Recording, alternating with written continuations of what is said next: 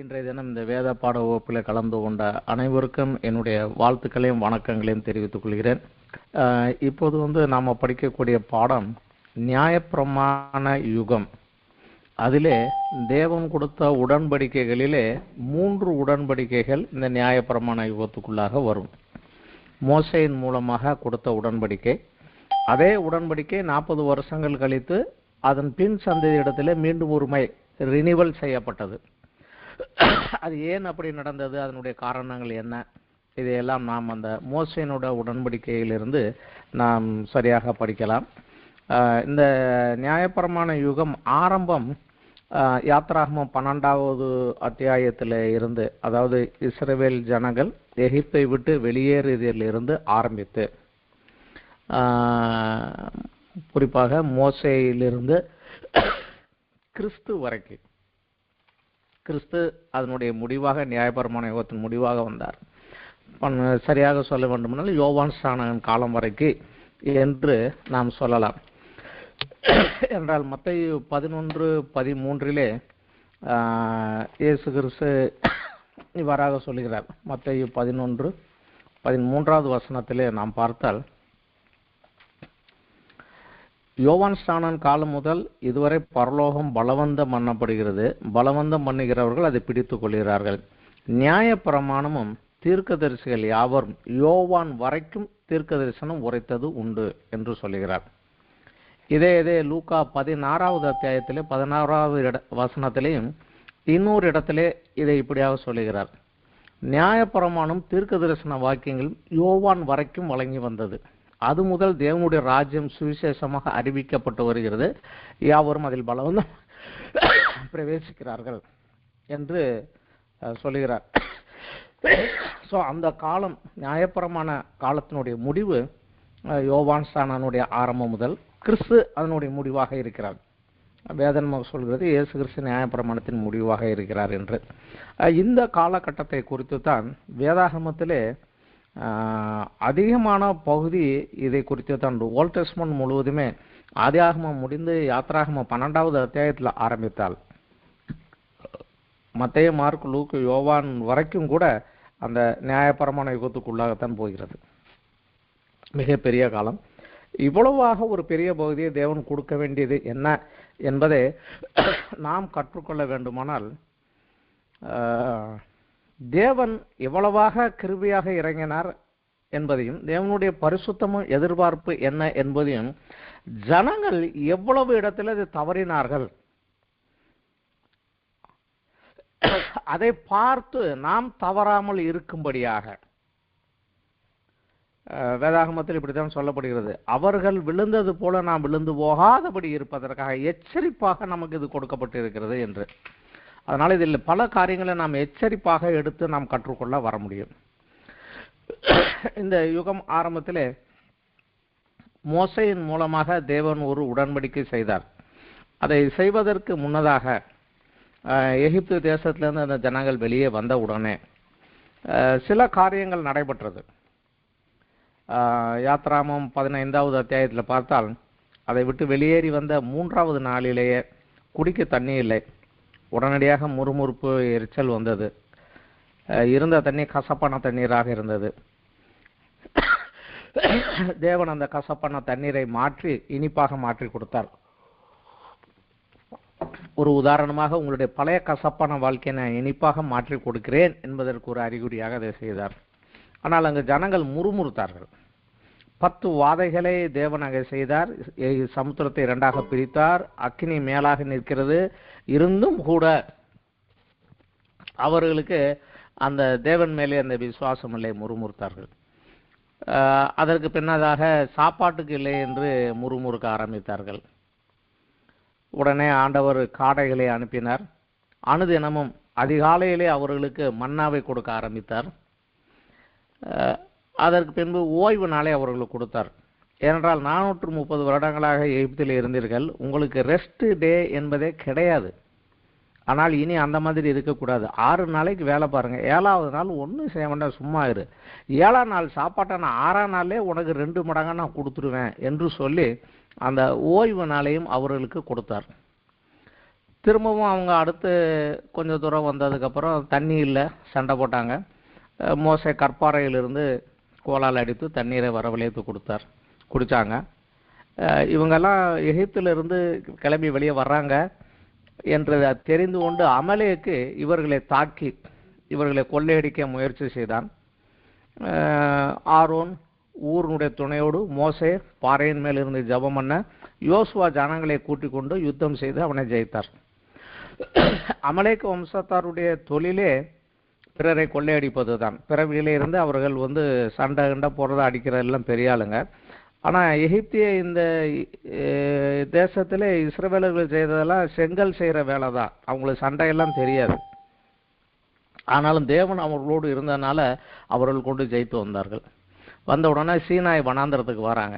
இதுக்குள்ளே எவ்வளவு நாள் ஆகி போச்சுன்னா 2 மாதங்கள். முதலாவது மாதம் 15ஆம் தேதி வெளியேறினாங்க. இப்போ 3வது மாதம் 1ஆம் தேதியில் சீனாய் வனாந்திரத்தில் நிற்கிறாங்க. இப்போ தேவன் மோசையை கூப்பிட்டு மோசையின் மூலமாக ஜனங்கள்கிட்ட நான் ஒரு உடன்படிக்கை பண்ணணும், அதை என்ன அப்படின்னு சொல்லி சொல்கிறாரு. யாத்ராகமம் 19வது அத்தியாயத்தில் 1, 2, 3, 4, 6 வசனங்கள் வரைக்கும் படிக்கலாம். இஸ்ரவேல் புத்திரர் எகிப்து தேசத்தில் புறப்பட்ட 3ஆம் மாதம் 1ஆம் நாளிலே சீனாய் வனாந்திரத்தை சேர்ந்தார்கள். அவர்கள் ரெவிதீமிலிருந்து பிரயாணம் புறப்பட்டு சீனாய் வனாந்திரம் சேர்த்து அந்த வனாந்திரத்தில் பாளையம் இறங்கினார்கள். இஸ்ரவேலர் அங்கே மலைக்கு எதிராக பாளையம் இறங்கினார்கள். மோசே தேவனிடத்திற்கு ஏறி போனான்.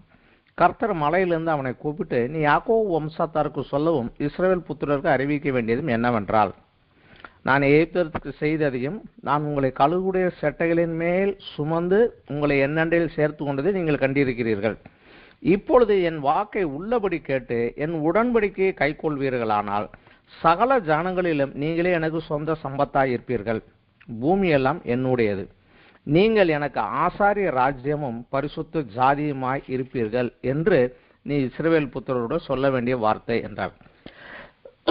அதாவது நான் ஒரு உடன்படிக்கை பண்ண போறேன், அது இந்த மாதிரி இருக்கும், என்கிட்ட நீங்க பண்ணுனீங்கன்னா உங்களை இந்த மாதிரி ஆசீர்வதிப்பேன், போய் அவங்ககிட்ட ஜனங்கள்கிட்ட சொல்லுங்கிறாரு. 7வது வசனம், மோசே ஜனங்கள் மூப்பர்கள் எடுத்து கர்த்தர் தனக்கு கற்பித்த வார்த்தைகளை சொன்னான். அதற்கு ஜனங்கள் எல்லாரும் ஏகமாக கர்த்தர் சொன்னவைகளை செய்வோம் என்று பிரதியுத்தரம் சொன்னாங்க.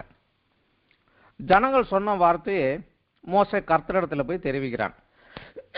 அப்போது கர்த்தர் மோசே சொல்றாரு, நான் உன்னோட இறங்கி நான் உங்கள்கிட்ட உடன்படிக்கை பண்ண போறேன், ஆனா அதை அவங்க கண்டு என்னால் விசுவாசிக்கும்படியாக கார் மேகத்துல நான் இறங்கி வரேன், ஆனா அதுக்கு முன்னாடி ஜனங்களை பரிசுத்தப்படுத்துங்கிறார்.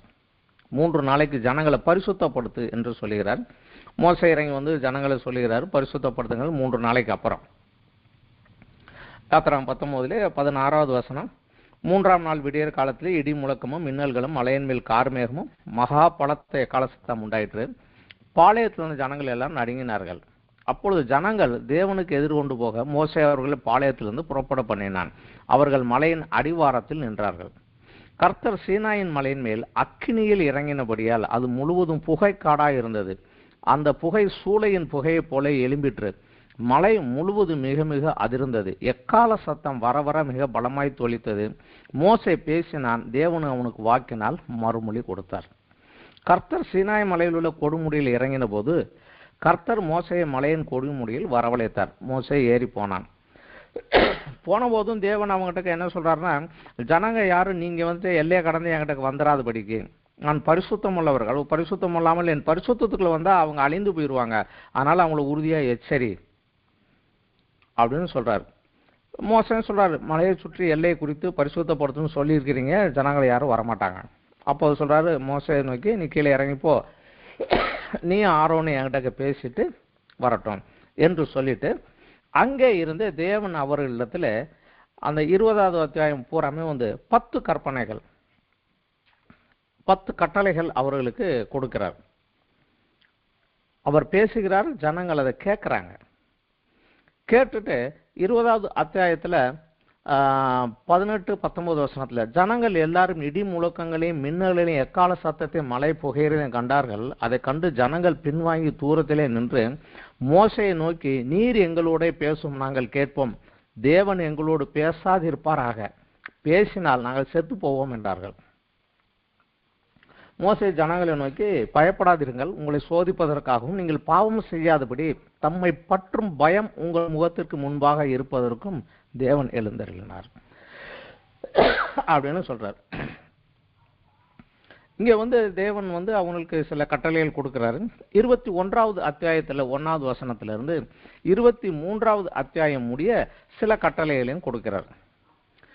இந்த கட்டளைகள் எப்படி என்றால், அடிமைத்தனத்திலிருந்து எடுத்து இவங்களை ஒரு தேசமாக கொண்டு போகிறோம். ஒரு தேசத்திற்கென்று சட்ட திட்டங்கள் இருக்க வேண்டும். எனவே தேவனோடு உள்ள தனி உறவிலே ஒவ்வொரு மனிதனும் இருக்க வேண்டும். அந்த இஸ்ரவேலர் எல்லாருக்கும் அவர் குறிப்பா சொல்லுவது, தேவனோடு ஒரு தனி உறவில் இருக்க வேண்டும். அந்த உறவை கடைபிடிக்க அவன் என்ன செய்ய வேண்டும் என்பதுதான் யாத்ராகமம் 20:1 26 வரைக்கும் அந்த 10 கற்பனைகள் அவனுக்கு கொடுக்கிறார். அதுக்கப்புறம் 21:1 23:33 வரைக்கும் சோசியல் லா, மனிதர்கள் ஒருவரோடு உள்ள உறவிலே அவர்கள் நடக்க வேண்டிய முறை, சோசியல் லா அவர்களுக்கு கொடுக்கிறார். இது இரண்டையும் கொடுத்து பேசி முடித்த பின்பு யாத்ராகமம் 24வது அத்தியாயத்திலே இதெல்லாம் சொன்னதுக்கு அப்புறம் சொல்றார் அவரு, மோசேயை நோக்கி நீயும் ஆரோனும் 24வது அத்தியாயம் 1வது வசனம்.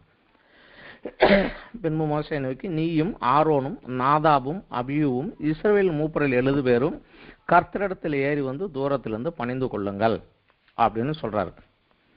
எல்லாரும் வர வேண்டாங்கிறாரு. மோசே தேவன் சொன்ன அந்த வார்த்தைகள் எல்லாம் எழுதி ஜனங்களுக்கு அறிவிக்கிறான்.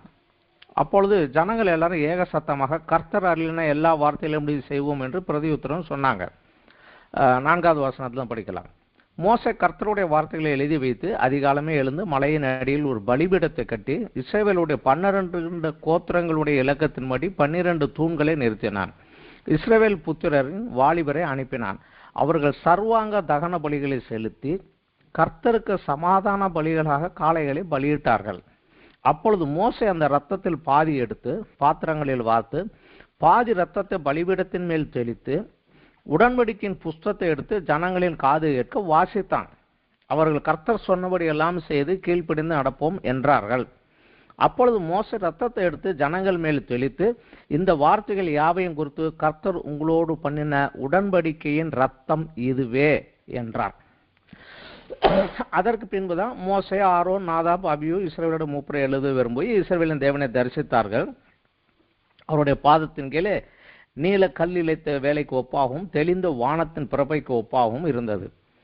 அவர் இஸ்ரவேல் புத்தருடைய அதிபதிகள் மேல் தன் கையை நீட்டவில்லை. அவர்களை தேவனை தரிசித்து பின்பு புசித்து குடித்தார்கள். அப்போது கர்த்தர் மோசேயை சொல்லி, நீ மலையின் மேல் என்னிடத்துல அங்கே இரு, நான் உனக்கு சில காரியங்களை நியாயப்பிரமாணத்தையும் கட்டளைகளையும் கொடுப்பேன் என்றார். ஸோ இவங்களுக்கு பாதி காரியங்கள் முடிந்து விட்டது. இந்த உடன்படிக்கை அவங்க எடுத்துட்டாங்க. அந்த உடன்படிக்கையாக சர்வாங்க தகன பலியும் சமாதான பலியும். சர்வாங்க தகன பலி என்பது என்றால், நீங்க சொன்ன இந்த காரியத்துக்கு என் முழு சரீரம், ஆவி ஆத்மா சரீரம் முழுமையாக நான் ஒப்பு கொடுப்பேன் என்பதற்கு அடையாளமாக முழுமையாக பலியாக கொடுப்பது சர்வாங்க தகன பலி. சமாதான பலி என்பது எங்களுக்கும் உமக்கும் இடையில் சமாதானம் இருக்கட்டும் என்பதற்காக சமாதான பலி இந்த இரண்டுமே செய்கிறார்கள். அந்த காலத்தில் இருந்தே உடன்படிக்கைக்கு அடையாளமாக பலி கொடுப்பது ஒரு அடையாளமாக இருந்தது. ஒரு ஆடோ மாடோ ஏதோ அதுக்கென்று குறிப்பிட்ட ஒன்றை எடுத்து அதை வெட்டி இரு துண்டாக்கி இரு துண்டங்களையும் இரு சைடிலே போட்டுவிட்டு உடன்படிக்கை செய்த ஒருவர் அதன் நடுவாக மேலிருந்து கீழ் நோக்கி வருவார், அடுத்தவர் கீழ் மேல் நோக்கி போவார். அதை கிராஸ் பண்ணி 2 பேரும் போயிடுவாங்க. அப்படி 2 பேரும் போய் நின்ன உடனடியாக அந்த உடன்படிக்கை முடிந்து விட்டது, உறுதி செய்யப்பட்டது. அதனுடைய அர்த்தம் என்னவென்றால், நீயும் நானும் செய்த அந்த உடன்படிக்கையை நான் மீறினால், இந்த பலி கொடுத்த பலியை எப்படி வெட்டி இரு துண்டங்களாக்கி போட்டு ரத்தத்தை தரையிலே சிந்தினமோ அப்படியாக என் ரத்தம் சிந்தப்பட கடவுது, என்னை தேவன் 2 துண்டாக வெட்டி போடட்டும். இதுதான் அதற்கு பின்னாடி உள்ள ஒரு அர்த்தம். ஆதியிலிருந்து எல்லாருமே உடன்படிக்கை செய்வதற்கு இன்னைக்கு இருக்க போல ரிஜிஸ்டர் ஆபீஸ் டாக்குமெண்ட் ரெக்கார்டெல்லாம் கிடையாது. அதனால கடவுளை சாட்சியாக வைத்து இந்த மாதிரி உடன்படிக்கை செய்தார்கள். ஆனால் ஆபிரகாம் செய்த அந்த பலிபீடமும் நோவாவினுடைய பலியும் அர்த்தம் வேற. தேவனே, நான் பரிசுத்தம் இல்லாதவன், ஆனாலும் என்னை நீர் ஆசீர்வதித்திருக்கிறேன். அதனால என் ஜீவனுக்கீடாக இதனுடைய ஜீவனை கொடுக்கிறேன். இதை பார்த்து என்னை மன்னித்து என் அருகில் வாரும் என்று பாவம் செய்யாத ஒன்றை, தவறு செய்யாத ஒன்றை பலியாக கொடுத்து இதை பார்த்து நீர் என்னை ஆசீர்வதியும் என்று சொல்வதற்காக அந்த பலியினுடைய அர்த்தம். உதாரணத்துக்கு ஒரு வசனம் நாம ஓல்ட் டெஸ்டமென்ட்ல இருந்தே பார்க்கலாம். எரேமியாவினுடைய ஒரு புஸ்தகத்திலே தேவன் உடன்படிக்கை செய்து உடன்படிக்கைக்கு மாறாட்டம் பண்ணின நபர்களை குறித்து, எரேமியா காலத்திலே தேசம் கஷ்டத்துக்குள்ள போகுது. அதனால எபிரேயர்கள் யாரும் எபிரேயர்களை அடிமையாக வைத்திருந்தா அவங்களுக்கு விடுதலை கொடுத்துடணும் அப்படின்னு ராஜா சட்டம் போட்டாரு.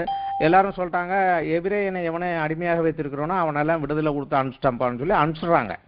தேவனுக்கு முன்னாடி உடன்படிக்கை பண்ணி பலி கொடுத்து உடன்படிக்கை பண்ணி அனுப்பிச்சிடுறாங்க. அனுப்பிச்சதுக்கு அப்புறம் திருப்பி அவங்கள அனுப்பி பலாத்காரமாக திருப்பி அடிமையாக வச்சுக்கிட்டாங்க.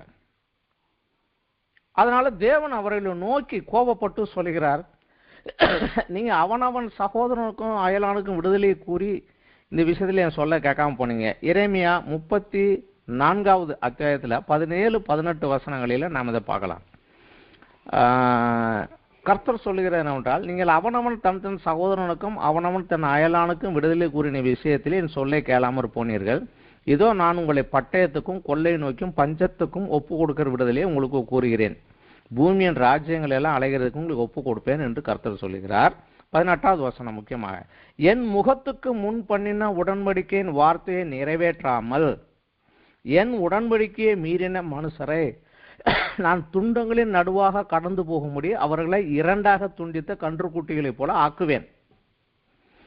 19, கன்றுக்குட்டிகளின் துண்டுகளின் நடுவாக கடந்து போன யூதாவின் பிரபுக்களையும் எருசலேமின் பிரபுக்களையும் பிரதானிகளையும் ஆசாரியர்களையும் தேசத்தின் சகல ஜனங்களையும் அப்படியே செய்து நான் அவர்களை ஒரு சத்துருக்களின் கையிலும் அவர்கள் பிராணனை வாங்க தேடுகள் கையிலும் ஒப்பு கொடுப்பேன். இது அந்த காலத்தினுடைய உடன்படிக்கையினுடைய ஒரு அர்த்தம். தேவனுடைய இந்த உடன்படிக்கை அவர்கள் பலி செலுத்தி அந்த ரத்தத்தை சேர்ந்து அந்த உடன்படிக்கையை உறுதி செய்து விட்டார்கள். இப்பொழுது மோசே மேலே ஏறி போகிறாரு. மோசே கிட்டக்க ஆண்டவர் ரிலீஜியஸ் லா கொடுக்கிறார்.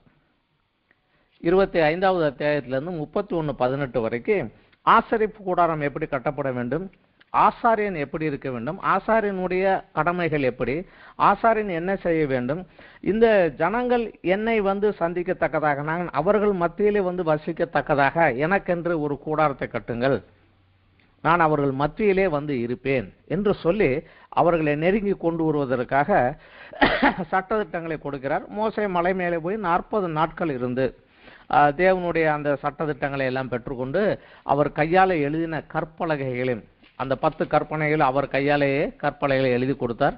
அதையும் பெற்றுக்கொண்டு அவன் வருவதற்காக மேலே போகிறார்.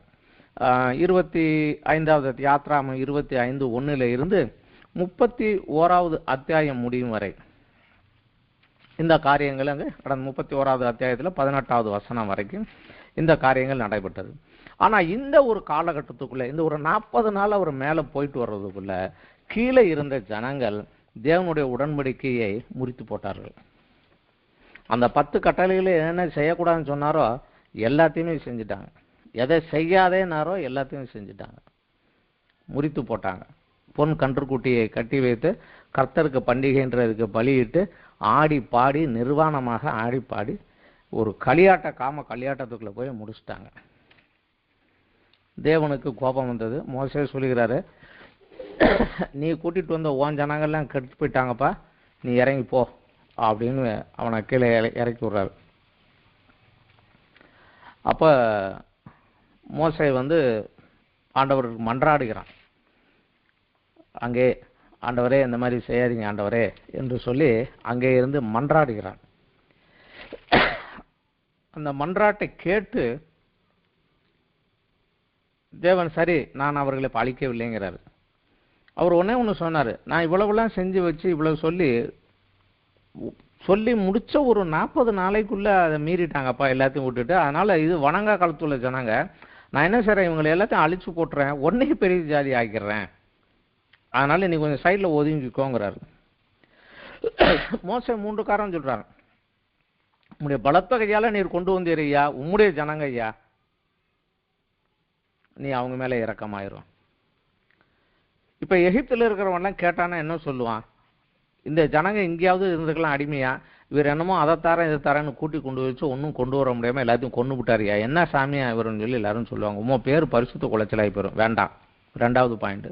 3வது, இவங்களை ஆசீர்வதிக்கவா கொண்டு வந்தீரு, ஆபிரகாமுக்கு உடன்படிக்கை பண்ணினீரு, வாக்கு கொடுத்தீரு, அதை அவன் சந்ததிக்கு கொடுக்கிறீரு, நீ ஆபிரகாம பாருங்க, இவங்கள பார்க்காதீரும், அதனால தயவு செய்து இவங்களை மன்னியுங்க. கேட்ட உடனே ஆண்டவர் சரி சரி சரி நான் உங்களை மன்னிச்சிட்டேன், நீ போய் பாரு அவங்கள அப்படிங்கிறார். மோசே இறங்கி வந்து ரொம்ப கோபத்தோடு, இந்த மோசையினுடைய உடன்படிக்கை தேவன் கொடுத்த 40 நாட்களுக்குள்ளாக மீறப்பட்டது. அது எல்லாத்தையும் உடைச்சிட்டாங்க, உடன்படிக்கைக்கு விரோதமாயிட்டாங்க. ஆனாலே இறங்கி வந்து இவர் சொல்றாரு ஜனங்க கிட்டக்க, இந்த மாதிரி செய்யாதீங்கன்னு சொல்லிட்டு அந்த கண்ணுக்குட்டியை தூளாக்கி தண்ணியில் கலைக்க எல்லாரையும் குடிக்க கொடுத்துட்டு, ஏவாமே நிர்வாணமாக பரிசுத்த குலைச்சலான இருக்கான எல்லாரையும் வெட்டி கொள்ளுங்கிறாரு. 3000 பேர் அன்றைக்கு மரித்தார்கள். ஆரோனை பிடிச்சி சண்டைக்கு வர்றாரு, நீ ஏன்டா இந்த மாதிரி பண்ணுனேன்னு. ஆரோன் சொல்றாரு, இல்லை இது மோசமான ஜனங்கள் உனக்கு தெரியுமில்ல, எனக்கு கடவுளை உண்டு பண்ணுனாங்க, நான் எவமே பொண்ணு நகை வச்சிருக்கா குடுன்னு வாங்கி அக்கினிக்குள்ளே போட்டேன், கண்ணுக்குட்டி வந்தது அப்படின்னு சொல்லி அவர் தப்பிச்சுக்கிட்டார். திருப்பி ஆண்டவர் வந்து மோசே சொல்றாரு, சரி சரி இருக்கட்டும், நான் ஆண்டவர் உங்களுக்கு மன்னிச்சு ஆசீர்வதிக்கும்படியாக நான் திருப்பி போய் அவர்கிட்ட போய் பேசுறேன்னு சொல்லி திருப்ப போய் ஒரு 40 நாள் புசியாமல் குடியாமல் ஆண்டவர் சமூகத்தில் உட்கார்ந்து அழுது மன்றாடுகிறார். அப்ப ஆண்டவர் சொல்றாரு, இது ரொம்ப மோசமான ஜனங்கப்பா, அதனால நான் இவங்க மத்தியில் இருக்க மாட்டேன், நான் வெளியே இருக்கிறேன், இவங்களுக்கு மத்தியில் கூடாரம் போட்டு சொன்னேன், வேண்டாம் நான் வெளியே விட்டுறேன் அப்படின்னு சொல்றாரு. இல்லை ஆண்டவரேன்னு சொல்லி அவர் மன்றாடி பேசி கேட்கவும், சரி சரி சரி நீ போ, என்ன செய்ய, இன்னொரு 2 கற்பலகை நான் கொடுத்ததை நீ உடச்சி போட்ட, அவங்க உடச்சிட்டானுங்க இருக்கா, நீ உடச்சி போட்ட கோவத்தில், சரி போட்டோம், இன்னொரு 2 கற்பலை அதை போல செஞ்சுட்டு வா, நான் உனக்கு அதில் எழுதி தாரேன் அப்படின்னு சொல்லிட்டு தேவன் திரும்பவுமாக அந்த உடன்படிக்கையை அவங்க மீறினாலும் பரவாயில்ல, நான் இதை சரி பண்ணிக்கிறேன் நான் அப்படின்னு சொல்லிட்டு திரும்ப கொடுக்குறாரு. இந்த ஒரு காலகட்டம் ஆகுது. முதலாவது மோசேயின் மூலமாக கொடுத்த உடன்படிக்கை. அந்த உடன்படிக்கையின் சரத்துக்கள் என்ன அப்படின்னு பார்க்கலாம். மோசே மூலமாக தேவன் செய்த அந்த உடன்படிக்கை ஆபிரகாமின் சந்ததியான, யாக்கோபின் சந்ததியான இஸ்ரவேல் ஜனங்களிடத்திலே அந்த 12 பிள்ளைகள் கொடுத்து செய்த 2வதான தெய்வீக ஆளுகைக்கு உட்பட்ட நிபந்தனைகளுடன் கூடிய உடன்படிக்கை. தெய்வீக ஆளுகைக்கு உட்பட்டதுங்கிறது ஆங்கிலத்து வந்து தியோக்ரட்டிக் அப்படின்னு சொல்லுவாங்க. அதாவது நம்மளுடைய தேசம் டெமோக்ராட்டிக், மக்களால் தேர்ந்தெடுக்கப்பட்ட மக்களுடைய பிரதிநிதிகளை கொண்டு மக்களுக்காக சட்டங்கள் திட்டங்கள் வைத்து ஆளுகை செய்வது இது. ஆட்டோக்ராட்டிக் அப்படிங்கிற ஒரு ஆளுகை உண்டு, ஒரே ஒரு ஆள் தான் இருப்பார், எல்லா பவரும் எல்லா ரைட்டும் அவர்கிட்ட தான், எல்லார்கிட்டையும் ஆலோசனை கேட்பாரு, ஆனால் அவர் சொன்னது தான் சட்டம், அவர் சொன்னது தான், அதை யாரும் மீறவும் முடியாது. இன்றைக்கும் அப்படி சில தேசங்கள் உண்டு. நார்த் கொரியா எல்லாருக்குமே தெரியும், கிட்டத்தட்ட சீனா கூட அந்த மாதிரி தான் போய்கிட்டு இருக்கு தெரியும். ஆனால் தியோக்ரட்டிக் அப்படிங்கிறது வந்து தேவன் தலைவராக ராஜாவாக இருந்து ஆளுகை செய்வது, தேவனுடைய சார்பாக அவர் நியமித்த ஆசாரியர்கள் ஜனங்களுக்கும் தேவனுக்கும் நடுவில் நின்று தேவனுடைய கட்டளைகளை பெற்று ஜனங்களுக்கு கொடுப்பதும், ஜனங்களுக்காக தேவனிடத்தில் மன்றாடி வேண்டிய ஆசீர்வாதங்களை பாதுகாப்புகளை தேவனிடத்தில் பெற்றுக்கொள்வதும் இது தியோக்ரட்டிக் என்று சொல்வார்கள். இதே இந்த சட்ட திட்டத்தின் ஆளுகைக்குள்ளாகத்தான் இந்த மோசேயினுடைய உடன்படிக்கை வருகிறது. இந்த வாக்கு தத்துவத்தை ஆபிரகாமுக்கு வாக்கு கொடுத்தேன், உன்னை பெரிய தேசமாக்குவேன்னு ஆக்கிட்டேன், இப்ப நீங்க தேசம் ஆயிட்டீங்க. தேசம்னா தேசத்துக்குன்னு சில சட்ட திட்டங்கள் இருக்க வேண்டும். ஆபிரகாமுக்கு கொடுத்த வாக்கு தத்துவத்தின் ஆசீர்வாதத்தை நீ சுதந்திரிப்பதற்கு உரிய தகுதியும் வாழ்க்கை நெறிமுறைகளையும் பற்றிய நிபந்தனைகளுக்கு உட்பட்ட உடன்படிக்கை. அதாவது ஆபிரகாமுடைய உடன்படிக்கையிலே உனக்கு விரோதமாக எவன் வந்தாலும் நான் வருவேன், உன்னை எவன் ஆசீர்வதித்தாலும் நான் ஆசீர்வதிப்பேன் என்பது அவன் சந்ததிகளுக்காக, அந்த தேசத்திற்காக கொடுக்கப்பட்ட ஒரு வாக்கு கட்டளை. அந்த வாக்கை நான் உனக்கு செய்ய வேண்டும் என்றால் உன்னுடைய தகுதி இப்படி இருக்க வேண்டும் என்று சொல்லுவது. இந்த மோசனோட உடன்படிக்கை 3 பிரிவுகளை உடையது. நம்ம ஏற்கனவே படித்துட்டோம். பர்சனல் லைஃப்ல, தனிப்பட்ட உறவிலே ஒவ்வொரு மனிதனும் தேவனோடு கடைபிடிக்க வேண்டியது. இது யாத்திராகம 20வது அத்தியாயம் 1-26 அந்த 10 கற்பனைகள் அதுக்குள்ளதான் வருது. அடுத்தபடியாக சமூக வாழ்க்கையில ஒருவரோடு ஒருவர் உள்ள வாழ்க்கையில அவர்கள் நடைபெற வேண்டிய, நடந்து கொள்ள வேண்டிய முறைகள் எப்படி என்றால், எகிப்தில் அடிமையா இருந்தாங்க. அங்க இருந்த அவங்களுடைய வாழ்க்கை முறைகளை இவங்க கத்துக்க கூடாது. அதனால இந்த தேசம் தனியாக பிரித்தெடுக்கப்பட்டு உலகத்தில் உள்ள அனைவருக்கும் ஒரு சாட்சியாக நான் எழுப்ப போகிற தேசமாக இருப்பதனால, ஏன்னால் நீங்க ஆசாரிய ஜனமும் பரிசுத்த ஜனமுமாக இருப்பீங்கன்னு சொல்லிட்டாரு. அதற்கு தகுந்த வழிமுறைகளை ஒருவரோடு ஒரு உறவில கடைபிடிக்க வேண்டியது யாத்திராகமம் 21 அத்தியாயத்திலிருந்து 23-33 வசனம் வரைக்கும் கொடுக்கிறார். அதற்கப்புறம் மோசே இடத்துல இருந்து தேவ சமூகத்திலே கிட்டி சேர்வதற்கு, மகா பரிசுத்தமுள்ள தேவன் அவருடைய சமூகத்தில் வந்து நின்று அவருடைய ஆசீர்வாதத்தை பெற்றுக்கொள்வதற்கு வருவதற்குரிய வழிமுறைகள் என்ன? ரிலிஜியஸ் லா, மார்க்க சம்பந்தமான கட்டளைகள். அதாவது ஆசரிப்பு கூடாரம் இப்படித்தான் இருக்கணும், ஆசாரியன் இப்படித்தான் இருக்கணும், ஆசாரியன் பலிகள் இப்படித்தான் செலுத்த வேண்டும், இந்த முறையின் மூலமாக என்னிடத்துல வர வேண்டும், இந்த தவறு செய்தால் நீ இந்த மெத்தடில் வந்து அதுக்கு மன்னிப்பை வாங்கி கொண்டு என்கிட்ட வரலாம் அப்படிங்கிற மாதிரி அந்த ரிலீஜியஸ் லா இவங்களெல்லாம் கொடுத்து அந்த தேசத்துக்குரிய கட்டளைகளை கொடுக்குறாரு. இதுதான் இந்த மோசேயின் உடன்படிக்கைக்கு உள்ளாக வருகிறது. ஆனா இந்த மோசே இடத்துல ஆண்டவர் செய்த உடன்படிக்கை ஆபிரகாம் இடத்துல தேவன் செய்த வாக்கு தத்தத்துக்கு பதிலாக கொடுக்கப்பட்டது அல்ல. அதை நம்ம நன்றாக தெரிந்து கொள்ள வேண்டும். ஆபிரகாம் கொடுக்கப்பட்ட அந்த வாக்கு தத்தத்துக்கு பதிலாக கொடுக்கப்பட்டதல்ல, மாறாக ஆபிரகாமு கொடுத்த வாக்குத்தத்தின் ஆசீர்வாதத்தை அனுபவிக்க தேவன் எதிர்பார்க்கும் பரிசுத்த வாழ்வின் நியாய பிரமாணங்களும் தவிர, ஆபிரகாமுடைய ஆசீர்வாதத்தில் வாக்குத்தத்தத்தில் 7வது ஒன்று இருக்கிறது. உனக்குள்ள பூமியின் வம்சங்கள் எல்லாம் ஆசீர்வதிக்கப்படும், அது இந்த தேசத்தின் மூலமாகத்தான் வர வேண்டும். அப்படி என்றால் அந்த வித்து, ஸ்திரீயின் வித்து,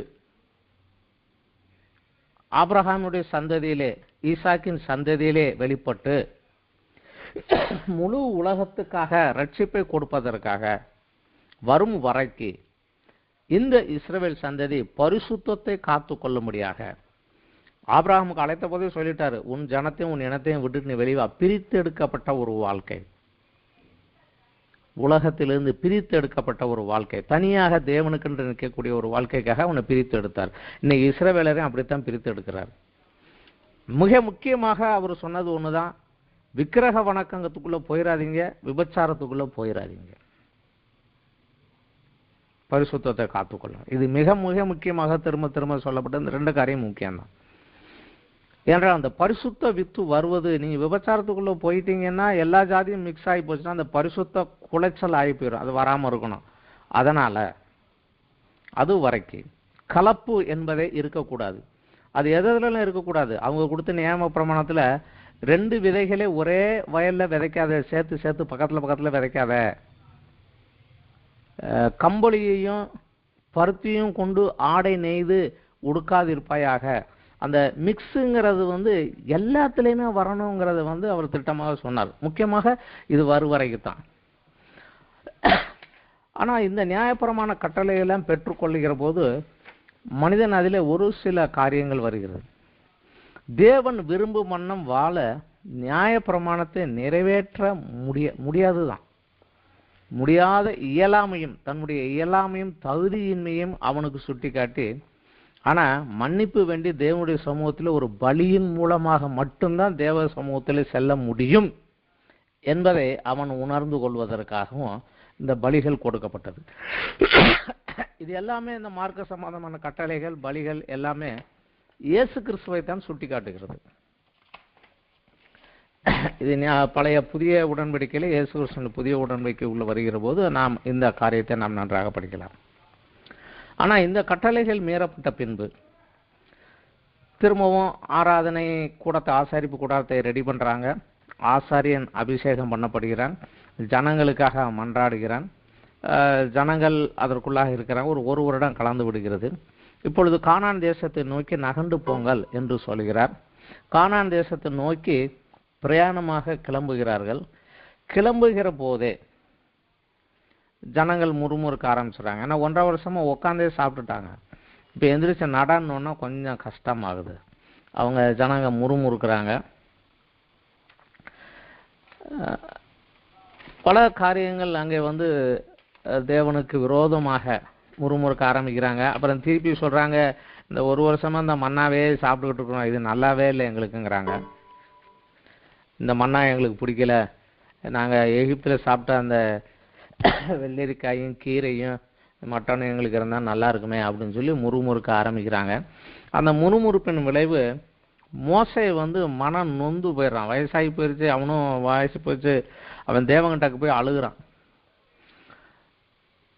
என்ன அவன் 11வது அத்தியாயத்தில் 10லேருந்து 15 வசனங்கள் படித்து பார்த்தால் அவன் தேவன்கிட்ட போய் அழுகிறான். நானா இவங்களையெல்லாம் பெற்றேன், ஏன் ஆண்டவரை என் தலையில் இவங்களையெல்லாம் கட்டிட்டு இவங்களை சுமக்க விட்டுரு, இந்த ஆசாமிகளை கொண்டுட்டு வர்றது ரொம்ப கஷ்டம், பேசாமல் என்னை கொன்று விடும் அப்படின்னு சொல்லி அழுகுறான்.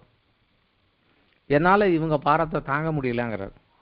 உடனே ஆண்டவர் சொல்றார், பரவாயில்லப்பா, ரொம்ப வருத்தப்படாத, உண்மையில் இருக்கக்கூடிய அபிஷேகத்தை நான் இன்னொரு 70 மேலே வைக்கிறேன், நீ ஒருவனாக சுமக்க வேண்டாம், எல்லாரும் சேர்ந்து இதை கொண்டு வாங்கன்னு சொல்லி 70 பேரை நீ தேர்ந்தெடு, நான் உண்மையில இருக்கிற ஆவியை நான் அவர்கள் மேலே ஊற்றுவேன்னு சொல்லி 70 மூப்பர்களை தேர்ந்தெடுத்து அவர்கள் மேலாக அந்த அபிஷேகத்தையும் கொடுக்குறார்.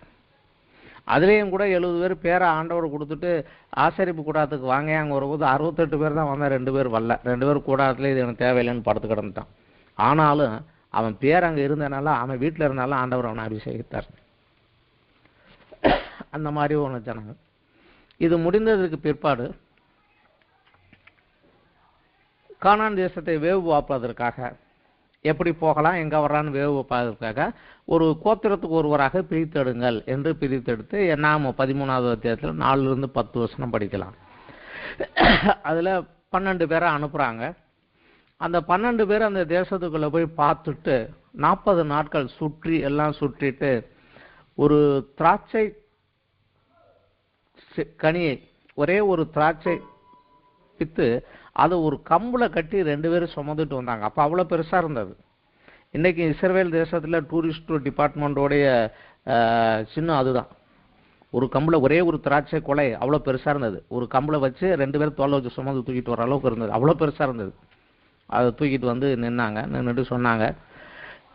ஆனால் 10 பேர் பாதகமான அறிக்கை கொடுத்தாங்க. காலேபும் யோசுவாவும் மட்டும்தான் சாதகமான அறிக்கையை கொடுத்தாங்க. இந்த 10 பேர் அறிக்கையை கேட்ட உடனே ஜனங்க, இல்லை நம்ம திரும்பி எகிப்துக்கே போயிடுவோம், இது வேண்டாம் நமக்கு அப்படின்னு தேட ஆரம்பிக்கிறாங்க. மோசையும் ஆரோனும் அவங்க காலில் உளுந்து அழுகுறாங்க, ஐயோ அந்த மாதிரி செய்யாதீங்கன்னு. இப்போ தேவனுடைய கோபம் அங்கே எந்திரிக்குது. திரும்பவும் தேவன் மோசைகிட்ட சொல்கிறார், மோசையை கொஞ்சம் சைடில் போ, இவனுகளெல்லாம் ஒரே அடியை அடித்து நான் காலி பண்ணிடுறேன். அங்கே 10 வாதைகள் அற்புதங்களை பார்த்தாங்க, கடல் பிளந்ததை பார்த்தாங்க, இங்கே வந்தாங்க. நான் டெய்லி காலையில் மன்னா கொடுக்குறேன், ராத்திரி பூரா அக்கினி மேலே வச்சுருக்கிறேன், பகலில் பூரா மேகத்தை வச்சுருக்கிறேன். 10 அற்புதங்கள். 10 தடவை நீ டெஸ்ட் பண்ணிட்டான் கடவுள் இருக்காரான்னு 10 தடவை நான் அவனை மன்னிச்சு விட்டுருக்கிறேன். நான் திரும்ப எப்படி வச்சுறேன், நீ நான் இவனுங்களை அடிச்சிட உடனே பெரிய ஜாதி ஆக்கிறேன். திருப்பி அதே மன்றாட்டை மோசை பண்ணிடுறார்.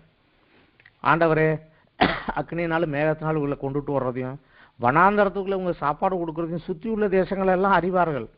இப்போ நீங்கள் கொண்டுட்டீங்கன்னா உங்கள் பேர் ரிப்பேர் ஆயிரும், தயவு செய்து விட்டுருங்க. ஆனால் உங்களுடைய பேர் என்னன்னு நான் கேட்டபோது என்ன சொன்னார், நீடிய சாந்தமும் இரக்கமும் குற்றங்களை மன்னிக்கிறவரும் என்று சொன்னீர் அல்லவா, தயவு செய்து உங்களை மன்னியா ஆண்டவரே அப்படின்னு சொல்லி அழுது மன்றாடுகிறான். அவன் மன்றாட்டை கேட்டுட்டு, சரி ரைட்டு, நான் இவங்களை மன்னிச்சிடுறேன், ஆனாலும் உடன்படிக்கைக்கு உட்பட்டுட்டாங்க, என் கட்டளைக்கு மீறுகிற போது அதுக்குரிய நியாயத்திற்கு கொடுத்தாகணும். இவங்க எல்லாரும் என்ன சொன்னாங்க என்கிட்ட, என் பிள்ளைங்களெல்லாம் சாகிறதுக்கு இங்கே கொண்டு வந்தேன்னு சொன்னாங்க. அதனால் 20 வயசுக்கு கீழே இருக்கிற இவங்க பிள்ளைங்க மட்டும்தான் அந்த தேசத்துக்குள்ளே போவாங்க, இவங்க போக மாட்டாங்க. எனக்கு விரோதமாக முறுமுறுத்த அந்த ஒருத்தனும் உள்ளே போக மாட்டான், காலேபையும் யோசுவாவையும் தவிர யாரும் போக மாட்டாங்க அப்படின்னு சொல்லிட்டாரு. சொல்லிட்டு 40 நாள் இந்த தேசத்தை போய் சுற்றி பார்த்துட்டு வந்தாங்க இல்லையா, 40 வருஷம் அந்த வனாந்தரத்திலே உட்காரு, அதுக்கப்புறம் தான் உங்களை கொண்டு போவாங்க அப்படின்னு சொல்லிட்டாரு. 40 வருடங்களாக அவங்க அந்த வனாந்தரத்துக்குள்ளே தான் இருக்க வேண்டியது ஆகிப்போச்சு. காரணம், தேவன் கொடுத்த அந்த ஆசீர்வாதத்தை காட்டிலும் பழைய வாழ்க்கை அவங்களை இழுத்துக்கிட்டே இருந்தது. இன்றைக்கும் கூட ஆண்டவருக்குள்ள அநேகர் வளர முடியாமல் போறது காரணம் தான். எபேசியர் அதிகாரத்தில் அவர் உங்களை அழைத்ததுனால உங்களுக்கு உண்டாயிருக்கக்கூடிய நன்மை இன்னது அப்படின்னு உங்களுக்கு தெரியணுங்கிறாங்க. இன்னைக்கு நம்மள அழைத்ததுனால ஆண்டவர் நமக்கு என்ன கொடுப்பேன் என்று சொல்லி அழைத்தார் என்பது நமக்கு தெரிய மாட்டேங்குது. அதனாலதான் அந்த பழைய வாழ்க்கைக்குள் இழுத்துட்டே போறாங்க. இது அறிந்து கொள்ள வேண்டியது. அவர் அழைத்ததினாலே எனக்கு கிடைத்தது என்ன? எபேசியர் சொல்றது, தேவன் உங்களை அழைத்ததினால உங்களுக்கு கிடைத்த நன்மை இன்னதென்று உங்களுக்கு கண் திறக்கத்தக்கதாக நான் ஜெபம் பண்றேங்கிறார். நிறைய பேருக்கு அந்த பரலோகத்தினுடைய ஆசீர்வாதங்கள், ஆவிக்குரிய ஆசீர்வாதங்கள் தெரியாததுனால இந்த பூமிக்குரிய இச்சையின் இழுப்பு இருக்கிறனால போயிடுறாங்க. இந்த 40 வருடங்கள் கழித்து திரும்பவும் இந்த சந்ததியை கொண்டுட்டு வர்றாரு. இதுக்கு இடைப்பட்ட காலத்தில் ஏற்பட்ட டென்ஷனில் மோசே வேற திரும்ப ஒரு தவறு பண்ணிடுறாரு. அதனால மோசையும் சொல்லிடுறாரு, நீயும் அந்த தேசத்துக்குள்ளே போக மாட்டா அப்படின்ட்டாரு. ஆரோனையும் சொல்லிட்டாரு, நீங்கள் 2 பேரும் சேர்ந்து என் பேரை ரிப்பேர் ஆகிட்டீங்க, அதனால நீயும் போக மாட்டேன், நீ இங்கே தான் செத்து போவ நீ, அதனால உன் மவனை அபிஷேகம் பண்ணுன்னு சொல்லிடுறாரு. மோசே கடைசி வரைக்கும் இருந்துட்டு 40 வருடங்கள் கழித்து அந்த 20 வயதுக்கு மேற்பட்ட முதலாக வந்தபோது 20 வயசுக்கு மேலே இருக்க ஆண் பிள்ளைகளை எல்லாம் கணக்கெடுத்தாங்க. அதில் 6,03,550 பேர் ஆண்கள், 20 வயதிற்கு மேற்பட்ட ஆண்கள், பெண்கள் குழந்தைகள் சேர்க்காம இருந்தாங்க.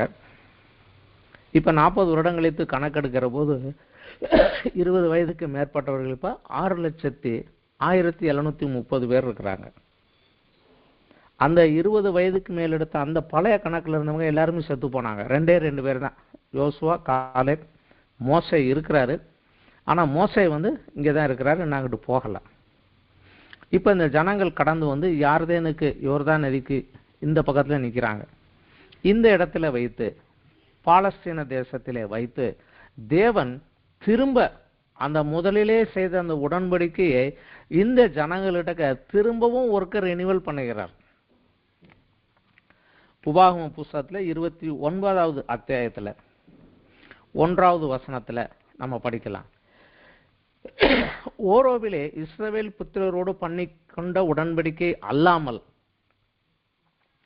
மோவாபின் தேசத்திலே, அதாவது பாலஸ்தீன தேசத்திலே அவர்களோடு உடன்படிக்கை பண்ண கர்த்தர் மோசேக்கு கட்டளையிட்ட வார்த்தைகள் இவைகளே. அங்க பண்ணுன, ஆனா அவங்க எல்லாரும் செத்து போயிட்டாங்க. இப்போ உங்ககிட்ட நான் பண்ணுகிறேன் அப்படின்னு சொல்லுகிறார். அதுல வசனம் 5வது வசனத்துல, கர்த்தராகிய நான் உங்கள் தேவன் என்று நீங்கள் அறிந்து கொள்ளும்படி நான் 40 வருஷம் உங்களை வனாந்திரத்திலே நடத்தினேன். உங்கள் மேல் இருந்த வஸ்திரம் பழையதாய் போகவும் இல்லை, உங்கள் காலில் இருந்த பாதரட்சைகள் பழையதாய் போகவும் இல்லை, நீங்கள் அப்பம் சாப்பிடவும் இல்லை, திராட்சரசமும் மதுவும் குடிக்கவும் இல்லை என்றார்.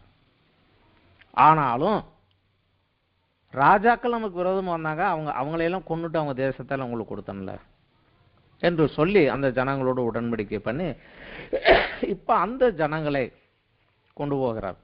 இப்ப அதற்குரிய இடைப்பட்ட காலத்துல இவர்கள் நடக்க வேண்டிய வழிமுறைகள் என்னங்கிறதெல்லாம் கொஞ்சம் நிறைய சட்டத்திட்டங்கள் கொடுத்துட்டு இப்ப திரும்பவும் அந்த உடன்படிக்கை பண்ணுகிற போது சில சரத்துக்களை அதுல சேர்க்கிறார். முக்கியம் அதுதான், இது பாலஸ்தீன உடன்படிக்கை என்று சொல்லலாம். சில சரத்துக்களை அதிலே சேர்க்கிறார். அதுல என்ன சேர்க்கிறார் அப்படின்னா, உபாகம் 28வது அத்தியாயத்திலே 1வது வசனத்திலிருந்து 14வது வசனம் வரைக்கும், நான் சொல்லுகிற இந்த வாக்குத்தத்தத்தை கேட்டு நீ செவி கொடுப்பாயானால், 28வது அத்தியாயத்தில் 1-2 வசனங்கள், இன்று நான் உனக்கு விதிக்கிற உன் தேவனாகிய கர்த்தருடைய கட்டளையின்படி செய்ய நீ கவனமாய் இருக்கும்படி அவர் சத்தத்திற்கு உண்மையாய் செவி கொடுப்பாயானால் உன் தேவனாகிய கர்த்தர் பூமியில் உள்ள சகல சாதிகளிலும் உன்னை மேன்மையாக வைப்பார். நீ உன் தேவனாகிய கர்த்தரின் சத்தத்துக்கு செவி கொடுக்கும் போது இப்பொழுது சொல்லப்படும் ஆசீர்வாதங்கள் எல்லாம் உன்மேல் வந்து பலிக்கும். நீ பட்டணத்தில் ஆசீர்வதிக்கப்பட்டிருப்பாய், வெளியில் ஆசீர்வதிக்கப்பட்டாய், கற்பத்தின் கனி, உன் நிலத்தின் கனி, மாடுகளின் பெருக்கம், ஆடுகளின் பெருக்கம், உன் கூடையும் மாப்பி செய்கிற தொட்டியும் வருகையில் ஆசீர்வதிப்பார், போகையில். இப்படியாக 14வது வசனம் வரைக்கும் அந்த நியாயப்பிரமாணத்திற்கு கீழ்ப்படிந்து நீ நடந்தால் என்று அந்த இஸ்ரவேல் 12 கோத்திரங்களுக்கு இந்த ஆசீர்வாதங்களை கொடுப்பேன் என்று சொல்கிறார். ஆனா 15வது வசனத்தை சொல்கிறார், நான் உனக்கு விதிக்கிற உன் தேவனாய் கர்த்தருடைய கற்பனை நட கவனமாய் இருப்பதற்கு அவர் சத்தத்திற்கு செவி கொடாதே போனாய் ஆகில் இப்பொழுது சொல்லப்படும் சாபங்கள் எல்லாம் உன்மேல் வந்து உன்மேல் பலிக்கும். இந்த நியாயப்பிரமாணத்துல எல்லாத்துலயும் நிறைவேற்ற விட்டார். நியாயப்பிரமாணம் எல்லாம் செஞ்சாலும் ஒண்ணுல தவறுனாலும் தவறுன்னு தான் சொல்லும். அதனால 16வது வசனத்துல இருந்து 68வது வசனம் வரைக்கும் சாபங்கள் தான் கொடுக்கிறார். இந்த மாதிரி எல்லாம் சாபங்கள் உனக்கு மேல வந்துடும், ஜாக்கிரதையாயிரு என்று எச்சரிக்கிறார். ஆனா இதோட கிருபையாக ஒரு சரத்தை அதுல உள்ள சேர்க்கிறார். அதுதான் இதுல முக்கியமானது. கிருபையாக ஒரு சரத்தை இதுக்குள்ள சேர்க்கிறார். உபாகமம் 30வது அத்தியாயத்திலே 1 to 9வது வசனம் வரைக்கும் இதுல என்ன சொல்கிறார்னா, நான் இந்த காரியத்தின்படி நீ செய்யாமல் சபிக்கப்பட்டு நீ உன் தேசத்தை விட்டு வெளியே நான் உன்னை விரட்டி அடித்து பிற தேசங்களிலே நீ அடிமையாக போய் உட்கார்ந்து இருந்து உன் தேசத்தை, இந்த வாக்குத்தத்த பூமியை இழந்து விட்டு நீ அங்க போய் உட்கார்ந்து அழுது கஷ்டப்படுகிற போது நீ மனம் திரும்பி ஆண்டவரே என்று என்னிடத்துல வந்து செஞ்ச என்றால், என்னுடைய சத்தத்துக்கு நீ செவி கொடுப்பாயானால் நான் உன் சிறையிருப்பை திருப்பி உனக்கு இறங்கி உன்னை சிதறடித்த எல்லா ஜனத்திலும் இருந்து உன்னை திரும்ப சேர்த்துக் கொள்வேன். உன்னுடைய ஜனங்கள் வானத்தின் கடையான திசை மட்டும் துரத்துண்டு போனாலும் அங்கே இருந்து உன்னை திருப்பி கூட்டி கொண்டு வந்து சேர்ப்பேன். உன் பிதாவுக்கு கொடுத்த தேசத்தினை சுதந்திரிக்கும்படி உன் தேவனை அதிலே கொண்டு வந்து வைத்து உனக்கு நன்மை செய்து உன்னை பெருக பண்ணுவார் என்று சொல்லி கிருபையாக ஒரு சரத்தை எக்ஸ்ட்ராவாக அதில் சேர்க்கிறார். இன்றைக்கும் சிதறடிக்கப்பட்ட இஸ்ரவேலர்கள் இந்த கிருபையின் அடிப்படையிலே திரும்ப கூட்டிக் கொண்டு வந்து கொண்டே இருக்கிறார். இதை சவாலாகவும் எச்சரிப்பாகவும் சொல்லி முடிக்கிறார். மோசேயின் மூலமாக செய்த உடன்படிக்கை 40 வருடங்களுக்குள்ளாக 2 முறை ரிட்டர்ன் ஆனது. இதில் இருக்கக்கூடிய இந்த காரியங்கள் இதெல்லாம் முடிந்ததுக்கு அப்புறம்தான் யோசுவாவின் தலைமையில் அவங்க கானான் தேசத்துக்குள்ள போறாங்க. ஆனா இந்த உடன்படிக்கை நியாயப்பிரமாண யுகம் இங்க ஆரம்பிச்சதை ஒழிய இயேசு கிறிஸ்து வரைக்கும் போகுது. அதற்குள்ளாக அந்த ஜனங்களுடைய வாழ்க்கை முறை 7 வேறு கட்டங்களாக நம்ம பிரிக்கலாம். இந்த 7 கட்ட பிரிவுகளுக்குள்ளேயும் அவர்களுடைய தோல்விக்கு காரணம் என்ன என்பதை நாம் பார்க்கலாம். இந்த நியாயப்பிரமாண யுகத்தினுடைய சாதகமான ஆரம்பம் என்ன என்றால், மகிமையான தேவன் இறங்கினதை கண்ணு முன்னாடி பார்த்தாங்க. தேவன் பேசுவதே காதால கேட்டாங்க. Audible voice. யாரோ ஒருத்தர் தேவன் சொன்னார் என்று சொன்னதை கேட்கறது இல்லை, அவர் பேசினதே கேட்டாங்க. தேவன் உங்கள்கிட்ட நான் உடன்படிக்கை பண்ணவான்னு கேட்டாரு. ஓ பண்றோம், கீழ்ப்படுகிறோம். நாங்க எழுதி கையில கொடுத்தாரு. எல்லாவற்றையும் எழுதி கையில கொடுத்தாரு. அதனாலதான் சொல்றாரு, தேவனுக்கு கீழ்ப்படியத்தக்கதாக அந்த கட்டளைய வானத்துக்கு போய் எவன் கொண்டுட்டு வருவான், இல்ல கடல் கடையில எவன் கொண்டு வருவான்னு சொல்லாத, இந்தா உன் கையிலேயே இருக்குது பாரு என்று எழுதி கையில கொடுத்தார். அதை அவர்களுக்கு போதிப்பதற்காக ஒரு வம்சத்தை தனியாக பிரித்தெடுத்து டீச் பண்ண கொடுத்தார். அவர்களுக்கு இருந்த ஒரே ஒரு பரிசோதனை என்னவென்றால், மோசையினுடைய நியாயப்பிரமாணத்துக்கு கீழ்ப்படிய வேண்டும். மோசையின் மூலமாக தேவன் கொடுத்த இந்த கட்டளைகளுக்கு கீழ்ப்படிய வேண்டும்.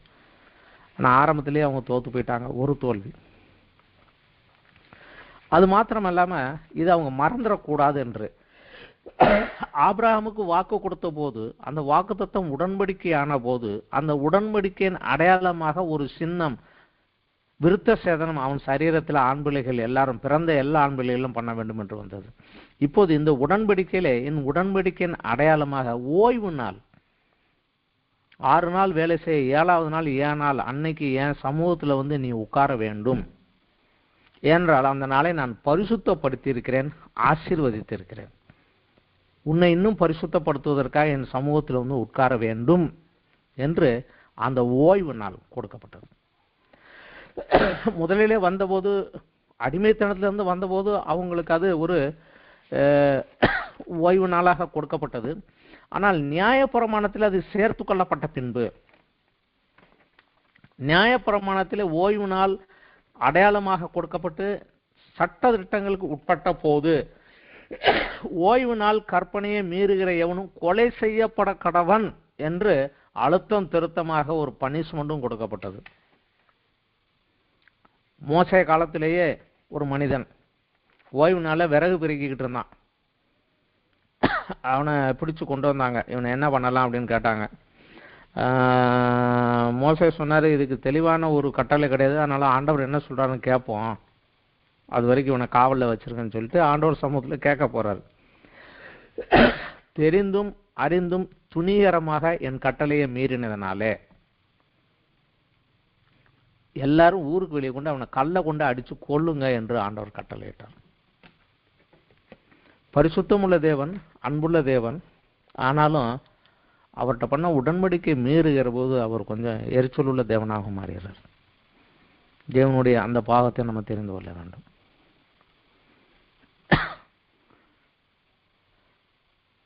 அது உடன்படிக்கையில் சேர்ந்த போது அது தண்டனைக்குரிய ஒரு குற்றமாக மாறி போனது. இப்படியாக அந்த உடன்படிக்கைக்குள்ளாக அவர்கள் கடந்து வந்தாங்க. அவர்களுக்குடைய தோல்விகள் அநேக காரியங்கள் ஆண்டவர் கொடுத்தாரு. ஆனால் ஒவ்வொரு காரியங்களும் அவங்க தோத்து போனாங்க. அவங்களால முடியல. அதை நிறைவேற்றுவதற்காக இயேசு கிறிஸ்து வந்தார். அவர் நியாயப்பிரமாணத்தில் உள்ள எல்லா கட்டளைகளும் நிறைவேற்றி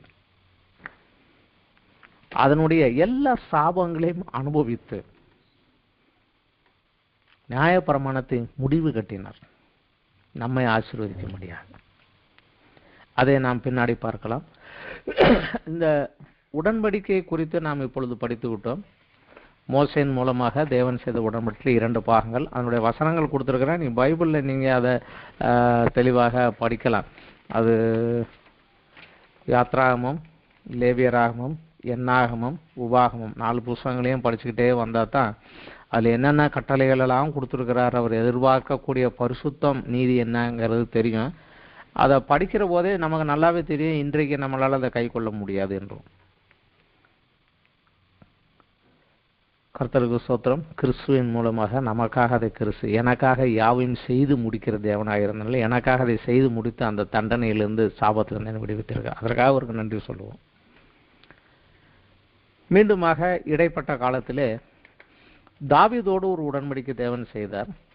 அந்த தாவீதோடு செய்த உடன்படிக்கை என்ன என்பதையும், இந்த ராஜாக்களுடைய நியாயப்பிரமாண யுகத்திலே வனாந்தரத்திலே தவறு செய்தார்கள், திருப்பி யோசுவாவின் தலைமையிலே சுதந்திரித்தார்கள். அப்போ யோசுவாவின் கீழ் இருக்கும்போதும் தவறினார்கள். யோசுவாவுக்கு பிற்பாடு நியாயாதிபதிகள் மூலமாக தேவன் அவர்களை வழி நடத்தினார். அப்பொழுதும் நிறைய இடத்துல தவறுனாங்க. அப்புறம் சொல்லிட்டாங்க, ஆண்டவர் இவங்களுக்கு ராஜாவாக இருக்கிறல வேண்டாம், ஒரு மனுஷன்தான் ராஜாவாக வேணும்னு கேட்டுட்டாங்க. நீர் ராஜாவாக இருந்து ஆட்சி செய்யலாம் வேண்டாம், ஒரு மனுஷனை எங்களுக்கு ராஜாவாக கொடுன்னு அவர்கிட்டே கேட்டாங்க. வேற வழி இல்லை. சாமுவேல் மூலமாக ஒரு ராஜாவை உருவாக்கினார். அந்த ராஜாக்கள் காலத்திலையும் ராஜாக்களும் சரி ஜனங்களும் சரி ஆண்டவருடைய கட்டளைக்கு கீழ்ப்படியவில்லை. அதனால நியாயப்பிரமாணத்தின்படி சிறையிருப்புக்குள் போக வேண்டியிருந்தது. சிறையிருப்புல போயிருந்த போதும் கூட அவர்கள் தேவனுடைய ஜனங்களாக இருக்கவில்லை. ஆனாலும் ஆண்டவர் வாக்கு தத்தம் கொடுத்ததுனால 70 வருஷம் கழிச்சு திருப்பி கொண்டு வருவேன்னு சொல்லிட்டாரு. அதனால 70 வருஷம் கழிச்சு திருப்பி கொண்டு வந்தாங்க. எஸ்ரா நெகேமியா காலத்துல திருப்பி கொண்டு வந்தாரு. கொண்டு வந்த போதும் அவங்க அங்க சரியாக இருக்கவில்லை. மிகப்பெரிய தவறு புறஜாதியில பொண்ணெடுத்ததுதான், புற இனத்தோட மிக்ஸ் ஆனதுதான், விக்கிரக வணக்கங்களுக்குள்ளாக போனதுதான். அந்த 2 தவறும் திரும்ப திரும்ப திரும்ப திரும்ப செஞ்சுக்கிட்டே வந்தாங்க. எல்லாத்தையும் அடிச்சு உடைச்சு போட்டு கடைசியில யோவான் ஸ்நானனை அனுப்பி எச்சரிக்கை கொடுத்து விட்டு இயேசு கிறிஸ்து மேசியா இறங்கி வந்து அவர்களுக்கு சுவிசேஷத்தை பிரசங்கித்தாரு. யோவான் ஸ்நானனே வேண்டாம்னு சொல்லி தலையை வெட்டி தூக்கி போட்டாங்க. இயேசு கிறிஸ்துவை அடிச்சு சிலுவையில் அடிச்சுட்டாங்க. வேண்டாம் என்று அவரையும் அவர் சுவிசேஷத்தை புறக்கணித்தார்கள். இதுதான் அவங்களுடைய மிகப்பெரிய மோசமான ஒரு தோல்வி. அந்த தோல்வியினுடைய விளைவு என்ன? நியாயத்தீர்ப்பு. இஸ்ரவேலருடைய ராஜ்யம் பிடுங்கப்பட்டது, தேசம் பாழாகி மக்கள் சிதறடிக்கப்பட்டார்கள். ஆனா கிருபியாக கொடுத்த அந்த உடன்படிக்கையின்படியாக 1700 வருடங்களுக்கு பிற்பாடாக திரும்ப அவங்களை அந்த தேசத்துக்குள்ள ஆண்டவர் கொண்டு வந்துகிட்டு இருக்கிறார். இப்போ வந்து சேர்ந்துகிட்டு இருக்கிறாங்க உள்ள. இன்னும் முழுமையாக வந்து சேரவில்லை. இன்னும் முழுமையாக எல்லா இஸ்ரவேலரும் இஸ்ரவேல் தேசத்துக்கு வந்து சேரவில்லை. வரத்தான் சொன்னாரு, வரல. இன்னும் அவங்க போன இடத்துலயே சுகமா இருக்குன்னு அங்கேயே உட்கார்ந்துகிட்டே இருக்கிறாங்க. இப்போ கூட போட்டுக்கிட்டு தான் இருக்கிறாங்க. சண்டைகள்லாம் நடந்துகிட்டு இருக்கு, வந்துகிட்டு தான் இருக்கிறாங்க. ஆனா இஸ்ரவேலர் செய்த பாவத்திற்காகவும் ஆதாமின் சந்ததி செய்த எல்லா பாவங்களுக்காகவும் முழுமையான பலியாக இயேசு கிறிஸ்து சிலுவையிலே ஒப்பு கொடுத்தார். தேவன் அவர் மூலமாக நியாயத்தை தீர்த்தார். கிறிஸ்து நமக்காக மரித்தார். நம்ம தப்பு செஞ்சோம், அதற்கு பலியாக தன்னை ஒப்பு கொடுத்தார். நியாயப்பிரமாணத்தின் எல்லா கட்டளைகளையும் நிறைவேற்றி அதில் எந்த ஆசீர்வாதத்தையும் சுதந்திரிக்காமல் எல்லா சாபத்தையும் தண்டனைகளையும் பூமியிலும் அனுபவித்து சிலுவையில் மரணத்திலும் அனுபவித்து முழுமையாக முடித்தார். முழு உலகத்தின் பாவத்துக்காக அவர் மூலமாக தேவன் அதை நியாயத்தை தீர்த்து விட்டார். இன்றைக்கு மீட்பின் திட்டத்தை நமக்கு கொடுத்திருக்கிறார். இன்றைக்கு மீட்பின் திட்டம் சிலுவை தான். சிலுவையிலே இயேசு மூலமாக நமக்கு மீட்பு, இயேசுவின் மூலமாக பாவத்திலும் சாபத்திலும் இந்த விடுதலை, இயேசு கிறிஸ்துவின் மூலமாக தேவனோடு ஒப்புரவாகுதல், இயேசு கிறிஸ்துவின் மூலமாக தேவன் மனிதனை சிருஷ்டித்த போது நோக்கம் என்னவோ அந்த ஆதி நிலைக்கு நம்மை திரும்ப கொண்டு போகுதல். இந்த 4 காரியங்களும் சிலுவையில் அவர் நமக்கு சம்பாதித்து கொடுத்தார். இந்த 4 காரியங்கள் அடுத்த வாரத்திலே இந்த நியாயபரமான யுகத்திலே நடந்த தவறுகள் என்ன என்பதையும், தாவீது இடத்துல தேவன் பண்ணின உடன்படிக்கை என்ன, அதனுடைய சரத்து என்ன, அதற்கும் நமக்கும் என்ன சம்பந்தம் என்பதை குறித்து அடுத்த வாரத்தில் நம்ம இன்னும் கொஞ்சம் தெளிவாக நாம் படிக்கலாம். இத்தோடு இந்த வேத பாட வகுப்பு முடிகிறது.